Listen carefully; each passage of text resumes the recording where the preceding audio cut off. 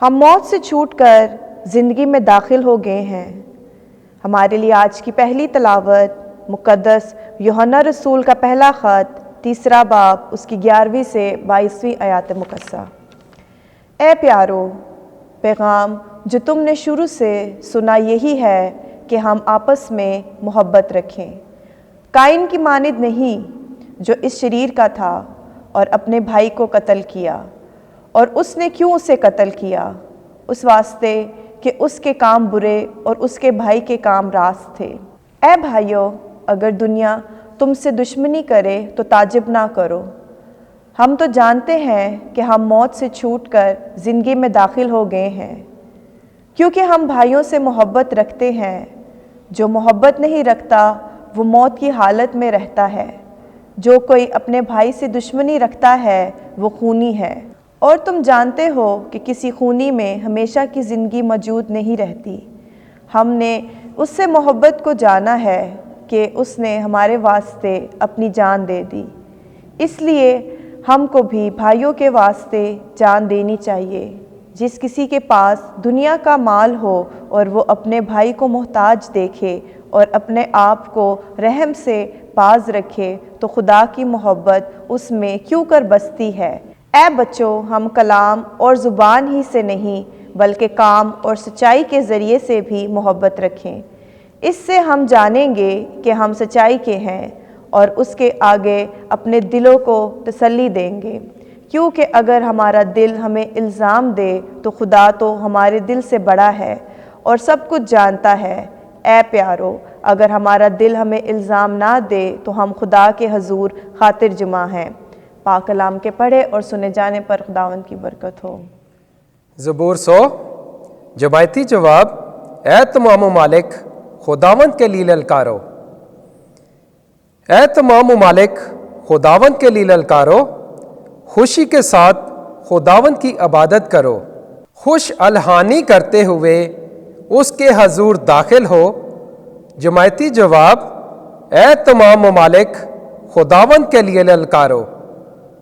جان لو کہ خداوند ہی خدا ہے، اسی نے ہم کو بنایا ہے اور ہم اسی کے ہیں، یعنی اس کی امت اور اس کی چراگاہ کی بھیڑیں۔ جماعتی جواب۔ اے تمام ممالک، خداوند کے لیے للکارو۔ تعریف کرتے ہوئے اس کی بارگاہوں میں داخل ہو، اس کا شکر کرو، اس کے نام کو مبارک کہو۔ جماعتی جواب۔ اے تمام ممالک، خداوند کے لیے للکارو، کیونکہ خداوند نیک ہے، اس کی رحمت ابد تک اور اس کی وفا نسل با نسل قائم ہے۔ جماعتی جواب۔ اے تمام ممالک، خداوند کے لیے للکارو۔ خداوند آپ کے ساتھ ہو۔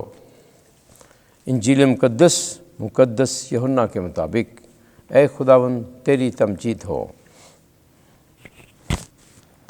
پہلا باب 45ویں آیت سے 51ویں آیت تک۔ تو خدا کا بیٹا، تو اسرائیل کا بادشاہ ہے۔ اس وقت جب یسوع نے جلیل کو روانہ ہونا چاہا تو فیلبوس سے ملا۔ یسوع نے اسے کہا کہ میرے پیچھے ہو لے۔ فیلبوس اندریاس اور پطرس کے شہر بیت صدا کا تھا۔ فیلبوس کو نتانیل ملا اور اس نے اسے کہا کہ جس کا ذکر موسیٰ نے تورات میں اور انبیاء نے بھی کیا ہے، ہم نے اسے پا لیا۔ وہ یوسف کا بیٹا یسوع ناصری ہے۔ نتانیل نے اسے کہا، کیا ناصرت سے کوئی اچھی چیز نکل سکتی ہے؟ فیلبوس نے اسے کہا، آ دیکھ لے۔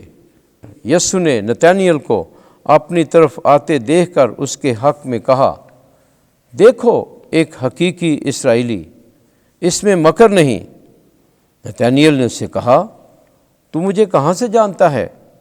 یسوع نے جواب دیا اور اس سے کہا، اس سے پہلے کہ فیلبوس نے تجھے بلایا، جب تو انجیر کے درخت کے نیچے تھا، میں نے تجھے دیکھا۔ نتانیل نے اس کو جواب دیا کہ ربی، تو خدا کا بیٹا، تو اسرائیل کا بادشاہ ہے۔ یسوع نے جواب میں اس سے کہا، کیا تو اس لیے ایمان لاتا ہے کہ میں نے تجھ سے کہا کہ میں نے تجھ کو انجیر کے درخت کے نیچے دیکھا؟ تو اس سے بھی بڑے بڑے ماجرے دیکھے گا۔ پھر اس سے کہا، میں تم سے سچ سچ کہتا ہوں کہ تم آسمان کو کھلا اور خدا کے فرشتوں کو اوپر جاتے اور ابن انسان پر اترتے دیکھو گے۔ انجیل مقدس کے وسیلے سے ہمارے گناہ معاف کیے جائیں۔ اے مسیح تیری ستائش ہو۔